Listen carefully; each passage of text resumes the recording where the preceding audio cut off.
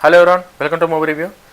మనందరికీ తెలుసు రాజమౌళి గారి స్ట్రాటజీ ఎట్లుంటుంది. ఒక సినిమాని కనుక రాజమౌళి గారు అనౌన్స్ చేస్తే రిలీజ్ అయినంత వరకు ఆయన దాని మీద పెట్టే శ్రద్ధ, ఆయన ఫోకస్, ఆయన విజన్, ఆడియన్స్ని ఆ సినిమా పైన ఎంగేజ్ చేసే విధానం ఏదైతుందో అది రాజమౌళి గారు తప్ప ఇంక వేరే మన ఇండస్ట్రీలో అంటే తెలుగులో ఓకే, బట్ ఇండియా వైడ్గా ఇంటర్నేషనల్ రేంజ్లో ఆ సినిమా అదే పద్ధతిలో ఎంగేజ్ చేయాలంటే రాజమౌళి గారి తర్వాత ఎవరైనా సరే. మహేష్ బాబు గారితో సినిమా ఏదైతే ఉందో ఆ పాట ఒకటి రిలీజ్ అయింది. ఆ పాటలో ఉన్న లిరిక్స్ ఏవైతే ఉన్నాయో ఆ ఒక కేవలం లిరిక్స్ పాటే కాదు, ఆ సినిమాలో పాత్రలు ఎట్లుంటాయి, హీరో క్యారెక్టరైజేషన్ ఏంది, హీరో దమ్మేంది, ఇన్ని కలిపి ఒక పాటలు రిలీజ్ చేసినంటే ఒక్కసారి రాజమౌళి గారి విజన్ ఎట్లుందో అర్థం చేసుకోరు ఒకసారి.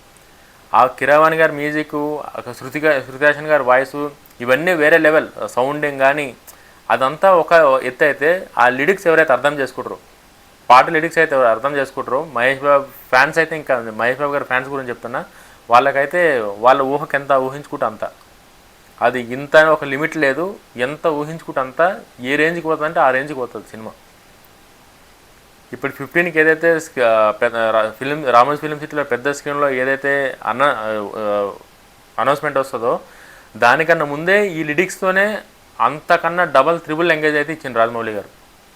ఒక్కసారి ఆ లిరిక్స్ మీకు ఎక్స్ప్లెయిన్ చేస్తాం, మీకు అర్థమవుతుంది. సంచారి సంచారి నివసించే రణబేరి, మృత్యువు పైన తన స్వారీ, సాహసమే తన దారి, కగరాజు ధీర ధృవతార. హీరో పాత్ర గురించి వివరించే పదాలే కాదు, సినిమాలో కథ, యాక్షన్ అంటే ఇవన్నీ చాలా గొప్ప గొప్ప పదాలు, పెద్ద పెద్ద అంటే ఒక ఒక యుద్ధ వీరుడు, ఒక శక్తివంతునికి కావాల్సిన పదాలన్నీ ఈ లిరిక్స్లు ఉన్నాయి పాటల. ఇంకా కిరవాణి గారి సౌండింగ్ అంటే ఇది నేను ఇంకా మనం ఆయనకు ఆస్కార్ విన్నర్.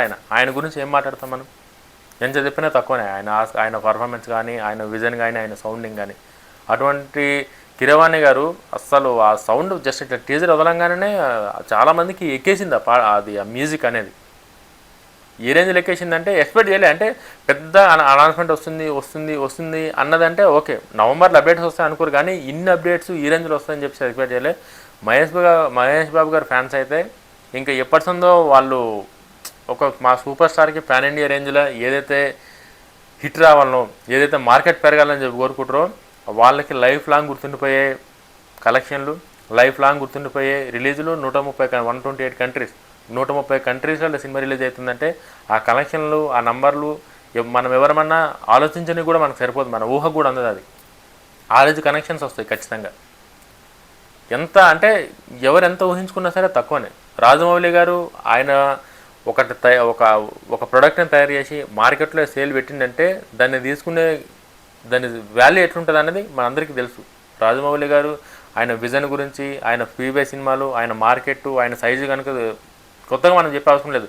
అటువంటి రాజమౌళి గారికి మహేష్ బాబు గారు లాంటి హీరో దొరికితే అది ఏ రేంజ్లో ఉంటుంది, ఎట్లుంటుంది అనేది ఊహించుకోండి అంతే. జస్ట్ మీరు నెత్తిలో పెట్టుకోండి. సినిమా సైజు, సినిమా కలెక్షన్లు, ఇండియా సినిమా హిస్టరీలో కొత్త రికార్డులు, ఒక కొత్త సినిమాని, ఒక కొత్త మహేష్ బాబు గారిని, కొత్త రాజమౌళి గారిని, కొత్త కిరవాణి గారిని ఇంతమందిని చూస్తారు. జస్ట్ ఈ పాటల లిరిక్స్ మీరు కనుక చూస్తే అన్ని అర్థాలు ఉన్నాయి అందులోని. సంచారి అంటే ఇంకా ఆయన వేటాడుతూనే ఉంటాడు అంతే. అది ఎవరిని వేటాడతాడు అనేది సినిమాలో ఆ క్యారెక్టర్లు, ఆ క్యారెక్టరైజేషన్ బట్టి నెక్స్ట్ వచ్చే దానిలో అప్డేట్లా మనం మాట్లాడుకుందాం. ఖచ్చితంగా వీడియో కానీ నచ్చితే మీరు ఛానల్ని సబ్స్క్రైబ్ చేసుకోండి. ఇంకా మంచి మంచి మూవీ అప్డేట్స్ అయితే ఇస్తా. ఏదో ఊరికే పనికి మాలినవి అవైతే ఏం చెప్పాను నేను. కరెక్ట్ అంటే కరెక్ట్గా ఏదైతే సబ్జెక్ట్ లేని తమ్లైన్ ఉందో అదే మీకు చెప్తాం. ఛానల్ సబ్స్క్రైబ్ చేసుకొని వీడియోని కూడా లైక్ చేయండి, షేర్ చేయండి. జై హింద్.